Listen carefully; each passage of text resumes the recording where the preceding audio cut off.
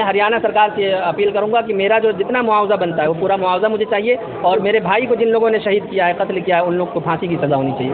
मैं उन दंगाइयों से भी ये कहना चाहता हूँ कि आज मेरा भाई शहीद हो गया, इंशाल्लाह कल उसकी भी बारी आने वाली है। जालिम की एक उम्र होती है और उस उम्र पे जाकर वो ख़त्म हो जाता है, फिर उसके बाद इंसाफ का सिलसिला शुरू होता है। वो सबके साथ आज वो जुल्म कर रहे हैं तो कल उनकी भी बारी है।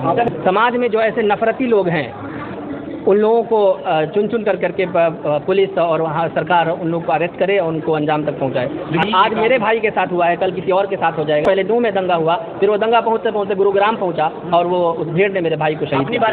पुलिस वहाँ मौजूद थी और मस्जिद में आने का सिर्फ एक ही रास्ता है। पुलिस चाहती तो उन लोग को रोक सकती थी, लेकिन पुलिस ने जानबूझकर उनको अंदर आने दिया। खुद मेरी जान को खतरा हो गया है कि अब मैं वहाँ जाऊँगा तो आज हालत ये है कि मेरा भाई भी इस दुनिया में नहीं है और मैं भी बेरोजगार हो गया। ये कुछ लोग हैं जो हमारे मुल्क में मुसलमानों को इस देश से निकालना चाहते हैं, लेकिन उनको ये नहीं पता कि मुसलमानों ने ही इस देश की आज़ादी में सबसे पहला कदम रखा था। मैं इंशाअल्लाह पूरी ताकत के साथ और जब तक मेरी ज़िंदगी है मैं अपने भाई की शहादत की लड़ाई लड़ूंगा, और ताकि जो जिन जालिमों ने मेरे भाई को शहीद किया है, कत्ल किया है, उसको ज़रूर अंजाम तक पहुँचाऊँगा। आप जो सबका साथ और सबके विकास की बात करते हैं तो ये कहाँ दिखाई दे रहा है?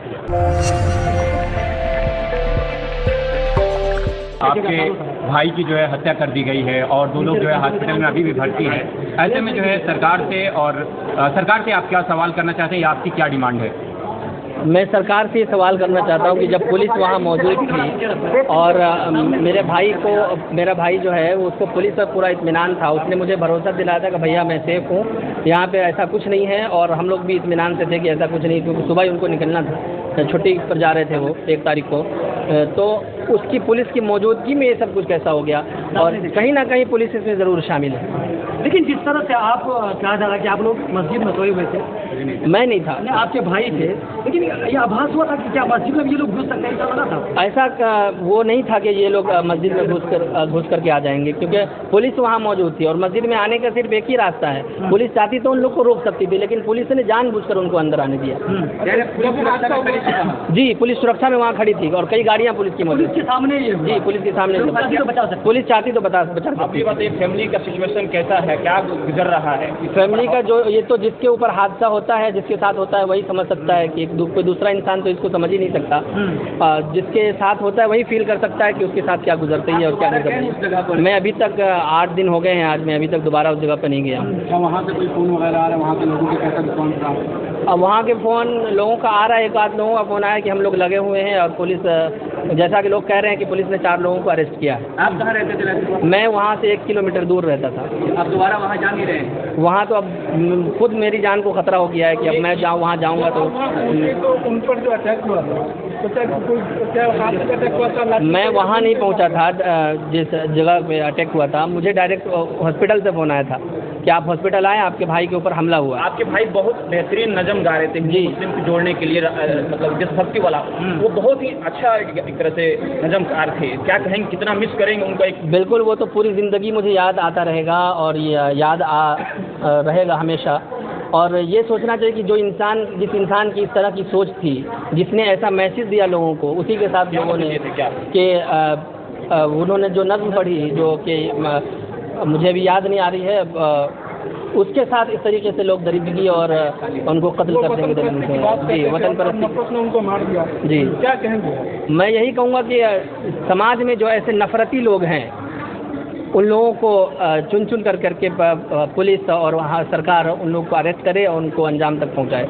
ताकि आज मेरे भाई के साथ हुआ है, कल किसी और के साथ हो जाएगा अगर लगाम नहीं लगे। ऐसा क्यों हो रहा है? पूरा हिंदुस्तान अलग अलग जगहों पे ये सब हो रहा है, क्या मुस्लिम होने की वजह से आपके भाई को निशाना बनाया गया? जी, बिल्कुल, ये तो वाज़ेह है कि सारी दुनिया देख रही है कि मुस्लिम और कमज़ोर होने की वजह से उनको इस तरीके का, जो सिर्फ मुस्लिमों के साथ नहीं बल्कि जो गैर मुस्लिमों में भी जो कमज़ोर लोग हैं, जो आदिवासी के लोग हैं, दलित हैं, उन लोग के साथ भी इसी तरीके से होता है और हो रहा है।